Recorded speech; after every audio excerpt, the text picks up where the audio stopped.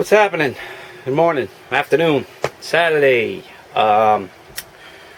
We are going to be replacing a 9D backflow preventer and a boiler hydronic system auto feed. It's a hydronic hot water system. What happened was, if I can get in a little closer, you can see the auto feed has failed considerably. I actually have been manually shutting off this valve which feeds the boiler, because what's been happening is it's been bypassing. The auto feed is not shutting off at the 12 to 14 pounds that it's set at, because that's a pressure reducing valve, and it's overfilling the boiler, and it has been dumping the relief valve, and we don't want that. So, and clearly the 9D is working, because I'm starting to get water coming back from the vent, which this backflow preventer, just as it's called and described, it prevents any backflow from the boiler going into my potable system, which is our drinking water and the water that we use for cooking and cleaning and washing up. So it's a safety that's required in the state of Massachusetts. You got to have a backflow preventer on the boiler, so that's to prevent any cross-contamination, because these things get really nasty, and some people use glycol, which is an antifreeze, in their systems, and you don't want that leaching back into your potable drinking supply. So they mandate us to have that. So the beauty of it is, being a plumber, you get a lot of extra parts, and I got a 9D there and an auto feed, and we're going to swap it out. I'm limited on space in this boiler room, so I'm going to try to do the best I can to film and bring you along as we go, step by step. So see you in a bit. Okay, so some of the stuff that we're going to need, tools and material. We're definitely going to need, a little pair of pliers, channel locks, a small tubing cutter, some Teflon tape, some acid flux for soldering, sandcloth to clean your copper. We have some pipe dope for threads, and we're using some silver solder, and I got a little bit of this copper-based anti-seize for threads and faces of gaskets, a torch, a rag. We're going to throw in a new ball valve, lead-free. I have a non-lead-free one. I've been using these for years, but they changed it over. They want lead-free now. Everything is lead-free. These are still good. I mean, use them in a pinch, but preferably you want to use a lead-free ball valve. It's got a white handle. It will tell you lead-free.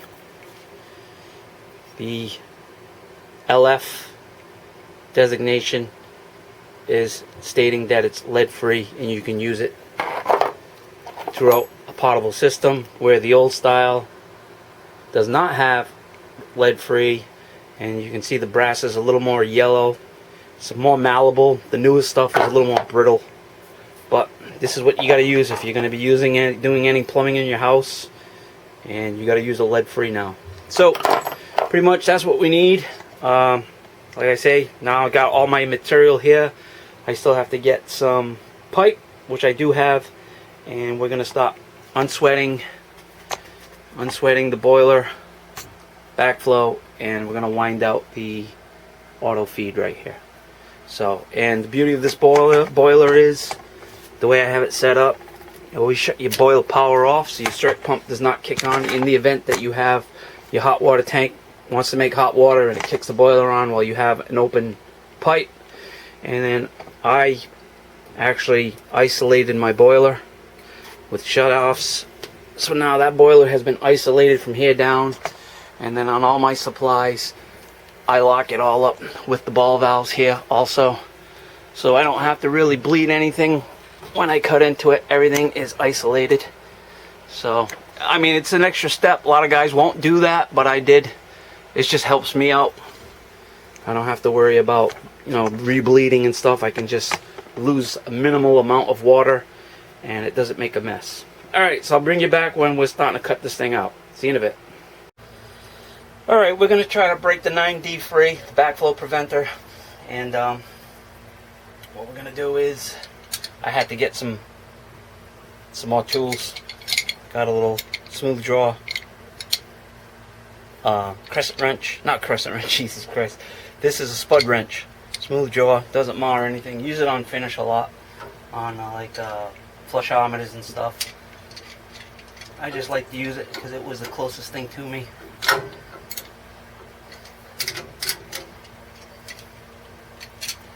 You always want to hold back on everything that you do here. Alright, that broke free. We are going to get some water out of here. As you can see, it's starting to go. That's inevitable. There's not much you can do with that. Let's try the other side now. We're going to get some water.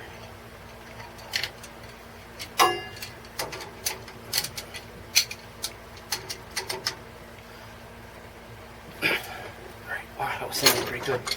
So, I've been here for 20 years, so this has been here for 20 years also. Okay. This is a 3/4 inch 9D backflow. The one I have is half. It's being fed with half.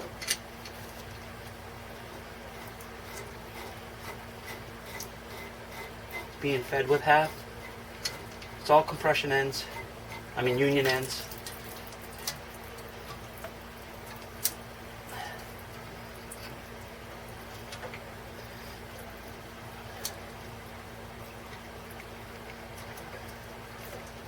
Big bad Larry's right here. Well, since the vent started puking, you can see the screen inside. I don't know if you can see that. Dirty. Very dirty. Try to catch some of this water. Okay, so now this is all 1/2 inch. My backflow now is 1/2 inch. Everything is 1/2 inch. This has all been bumped up to 3/4. We're going to change that. I have to unsweat this and add a little piece of copper pipe. So now we're going to try to wind out the autofill. See how that goes. Probably not going to go well.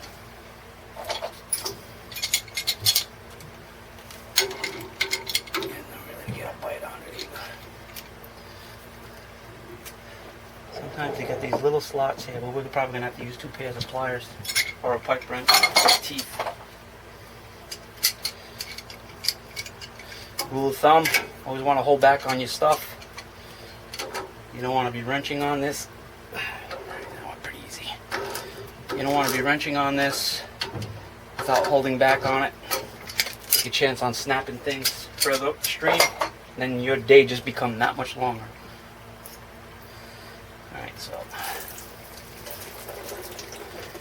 there's that. Oh, I've got to shut that off.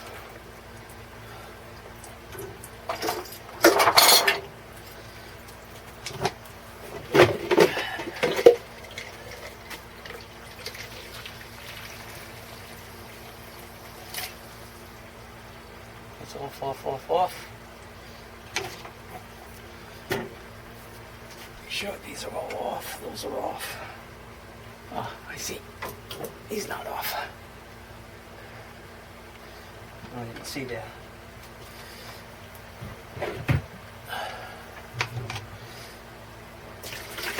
That's going in a bucket.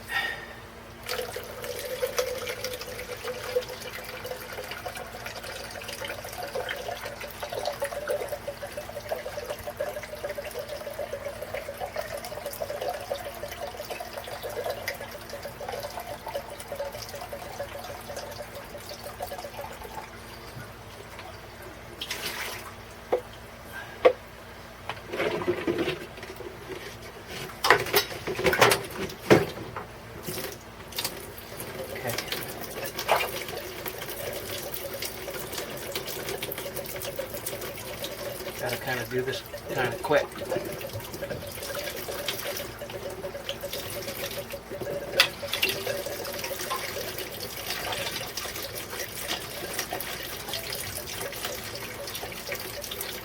You see all of discoloration of the water? Well, you don't want that leaching back into your system, your drinking system. That's why we have the backflow preventers.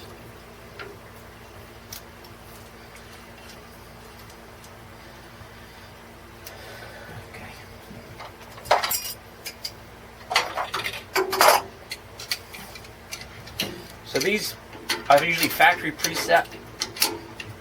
14 pounds, 12 to 14. That's what your hydronic system should run at when it's at its peak operating temperature. You want about 12 pounds in your system. And there's no place to put a wrench in here.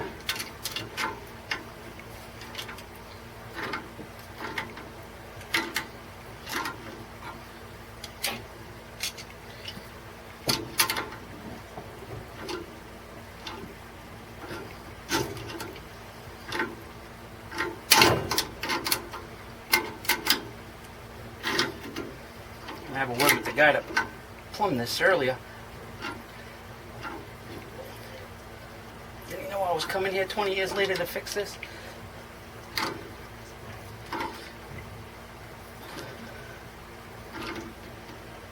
Okay. Alright. So there's that. So now I have to go from here to here and then fill it.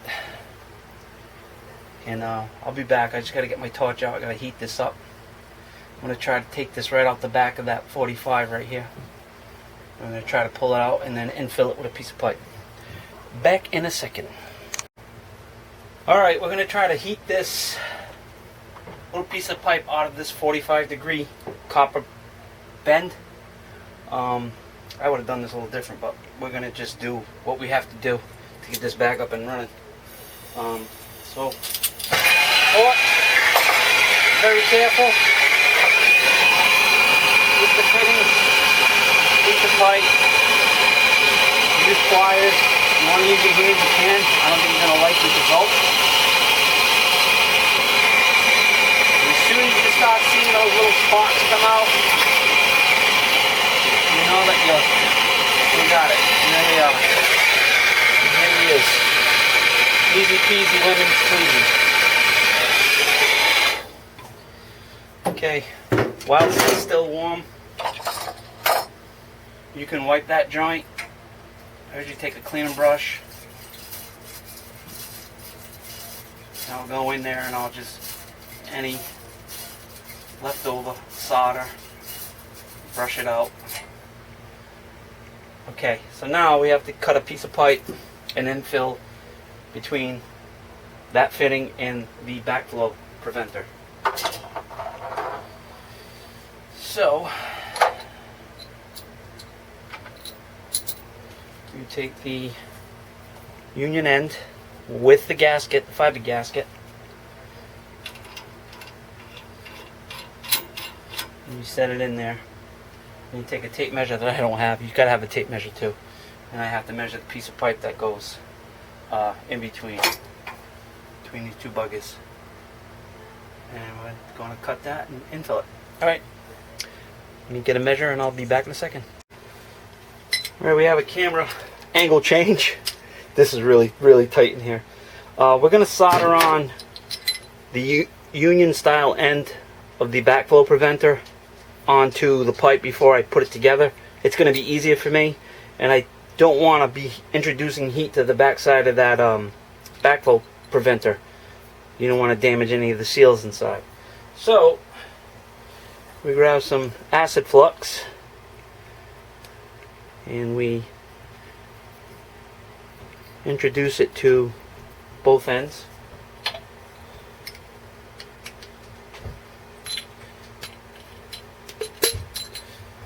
Okay, that's on. And not only does the cutter deburr and cut, it also makes a great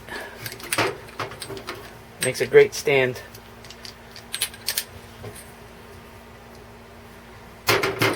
for holding pipe for soldering.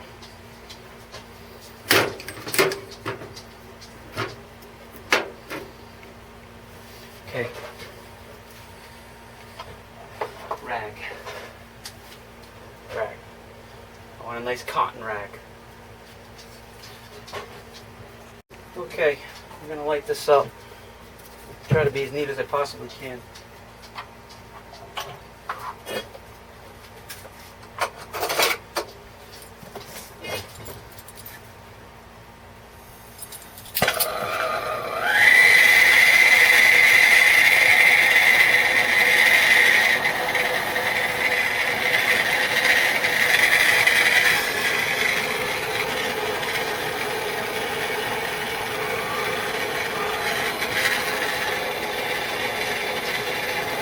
doesn't take much. And you don't want to put a lot of heat on your fitting because you'll burn all the flux out.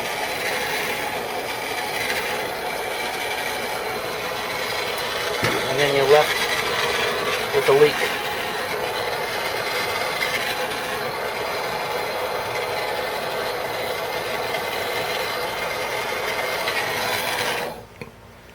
I should have done that one. I'll let that cool and then I'll insert it. Hi, Max. What's the matter, big boy? Max is being curious. Alright, we're going to solder it in place now. I just tightened up the union nut here. There's no gasket in. Just to hold it in place. To hold this drop. Because it's going to want to drop out. So. And when you're wiping copper, when you're doing copper and you need to wipe your joints, usually wipe your joints after you're done, you want to use a cotton rag, not the microfiber polyester, because what happens is it will melt. You get plastic clumps all over your fittings. So always use a copper, 100% copper rag, or shirt, t-shirt. Unless you're living in the 70s still and you got polyester t-shirts, don't use that. I usually like to heat, wipe any of the excess flux off because the solder will follow it. And then we just introduce, and then you heat it from the top. Then you get a little drip out the bottom. I'm also getting solder coming off the back side of that fitting, so now I have to introduce solder to this because I'm pretty sure I just caused the leak. So what we do is we'll heat it, add some flux, heat it, add some more flux, heat it, and then we'll introduce the solder to that. Hopefully it'll take. If not, I have to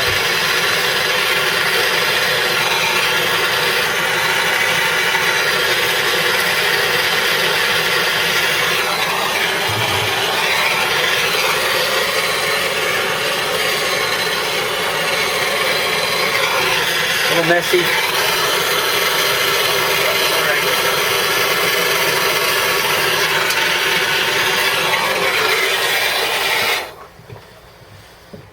You want to clean it up a little bit. You just take the flux afterwards and then wipe it with the rag and it cleans stuff up.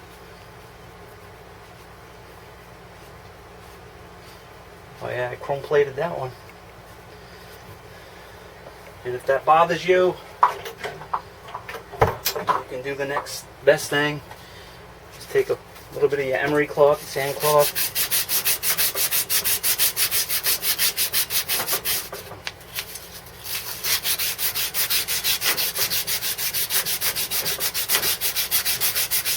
And you can clean your pipe and fitting.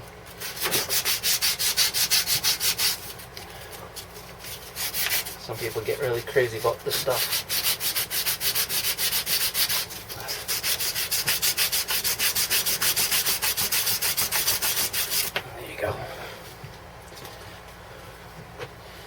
Started off as a Volkswagen, now it's a Cadillac. Alright, back in a second. Alright, we're in. Everything's back together. Tightened everything up. I had a little leak right here. I had to back it off, retighten it, and now it's working. It's okay. Got water in the boiler. Filled up. My high vents were working. Purged a lot of air. Now we're just going to flip the boiler switch on and hear all the gurgling. So definitely my tank right here is calling to make hot water. So that's what we're doing. And then you hear the high vents hissing and doing their job. Getting rid of any excess air. So, I got some of the air out. I should get more out, but I'll just let the high vents do their job. That's what I'm paying them for. And so that's it. Replacing a backflow preventer and an auto feed on a hydronic system. And now we're going to focus our attention on that globe valve. Packing nut keeps leaking. I've already tightened it up. It can't tighten anymore, so we're going to replace that with a ball valve. And then I'm going to actually put a thermal expansion tank in on this side, on the potable side, because this tank, you have to have an expansion tank in, especially if you have elevated pressure like I do in my area. I'm running, without my p.r.v, my pressure reducing valve, I'm running a $1.20.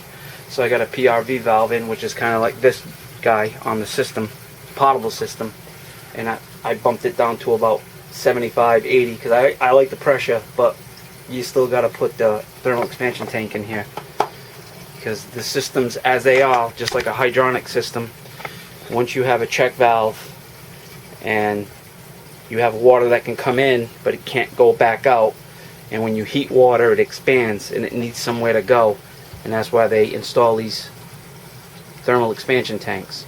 It allows the water to travel into the tank, and it's actually space for the system, being a closed system. So I have the same thing on my potable system. Now I have to throw an expansion tank in here somewhere. I got to cut one in. I think I'm just going to pop that 90 off, run a T, and then run the tank down in here somewhere. Like I say, I'm very limited on space, wall to wall. So we got the 90 and the auto feed in, so that's how you replace one of them jobbers. Pretty easy, straightforward. It's a long video, I do apologize, but it takes time, especially in certain conditions. And plus making videos while you're working, it takes time. Alright, so this is Mark from the second gen boiler. We got that fixed, and now I'll bring you back on another video. Just let me know if you want to watch another video of plumbing. I can do lots and lots of plumbing, and I'll show you how to replace a globe valve and how to cut in an expansion tank on your potable system. Be well, be safe. Thanks for watching. If you like it, subscribe, like, and it's cool. But we will see you on the next one. That's it for this video. I don't want to make it too long. Peace.